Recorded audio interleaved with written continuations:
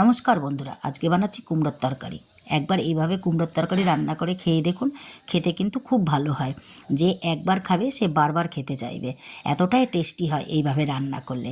এটা রান্না করবার জন্য প্রথমে আমি কুমড়োগুলোকে সিদ্ধ করে ভালো করে মেখে নিয়েছি।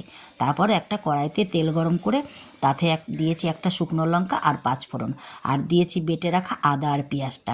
এর মধ্যে দিয়েছি জিরের গুঁড়ো, হলুদ গুঁড়ো, লঙ্কার গুঁড়ো আর পরিমাণ মতো নুন দিয়ে ভালো করে মশলাটাকে কষে নিয়েছি।